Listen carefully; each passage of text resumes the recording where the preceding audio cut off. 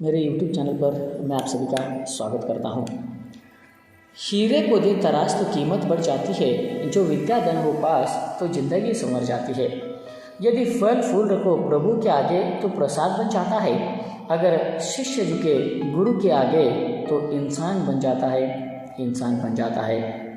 सभी को शिक्षक दिवस की हार्दिक शुभकामनाएं।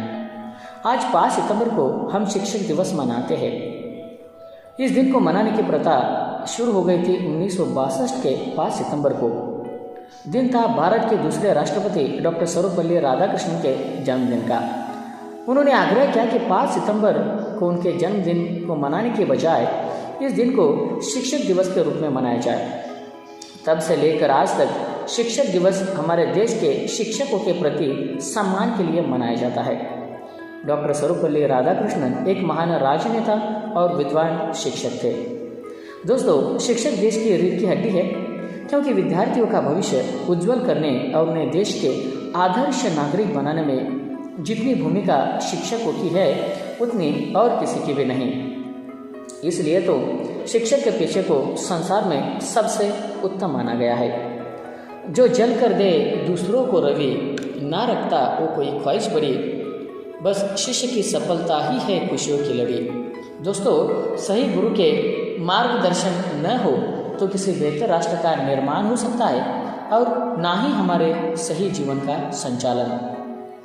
इस दुनिया की महंगी से महंगी गाड़ी चाहे करोड़ों की हो, तब तक उसका सही उपयोग नहीं किया जा सकता, तब तक उसे अच्छा ड्राइवर संचालक नहीं मिल जाता।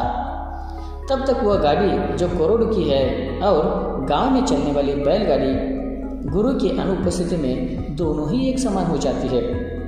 ठीक हमारा जीवन चाहे तो किसी बड़े कुल में हो अथवा छोटे कुल में हो, चाहे अमीर घर में हो या गरीब घर में हो, किसी छोटे देश में हो अथवा किसी बड़े राष्ट्र में हो, सही गुरु के उपस्थिति के बिना कोई फर्क नहीं पड़ता।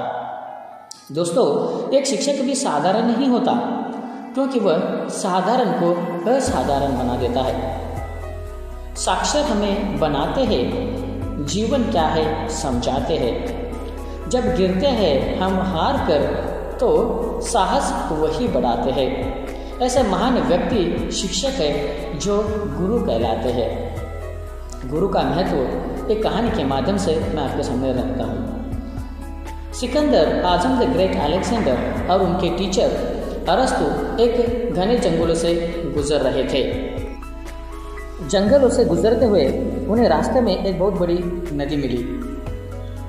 अब नदी के खतरों से दोनों अनजान थे और यह तय हुआ कि पहले एक जन जाएगा और नदी के खतरों के पहचान ले और दूसरा आसानी से नदी पार कर ले। लेकिन पहले जाएगा कौन? इसकी बहस दोनों में शुरू हो गई। अरस्तु ने कहा पहले मैं जाऊंगा। सिकंदर ने कहा नहीं, पहले मैं जाऊंगा। सिकंदर अपनी जिद्दी स्वभाव के कारण अपने जिद पर अड़े रहे। इसके कारण अरस्तु का नदी पार करने के लिए सिकंदर को इजाज़त देनी ही पड़ी। सिकंदर नदी में कूदकर नदी के उस पार पहुंचे और अरस्तु से कहा, आप इस तरह से आ जाइए, यहाँ खतरा बहुत कम है। अरस्तु नदी के उस पार पहुंचते हैं। सिकंदर से कहते हैं, क्या तुमने मेरी बेइज्जती नहीं करी? क्या तुमने मुझे अनादर नहीं करा? तो सिकंदर बहुत ही नर्म के साथ कहते हैं नहीं, और एक बहुत ही बड़ा ऐतिहासिक सेंटेंस कहते हैं। सिकंदर मर जाता है तो अरस्तु 1000 सिकंदर पैदा कर सकता है, लेकिन अगर अरस्तु मर गया तो सिकंदर एक भी अरस्तु पैदा नहीं कर सकता। जी हाँ, शिक्षक राजा नहीं होता, लेकिन राजा बना जरूर लेता है। इसलिए चाणक्य ने भी कहा है, शिक्षक कभी साधारण नहीं होता, निर्माण और प्रलय उसकी गोद में पलता है। इतिहास गवाह है, जिन्होंने शिक्षक की इज्जत की है, जमाने में सम्मान उन्हीं को मिला है। एकलव्य ने द्रोणाचार्य के लिए अपना अंगूठा बलिदान कर दिया। आज भी उन्हें महान इंसान माना जाता है। कुरुक्षेत्र के मैदान में अर्जुन ने कृष्ण का अनुसरण किया और महान विजय घोषित किया।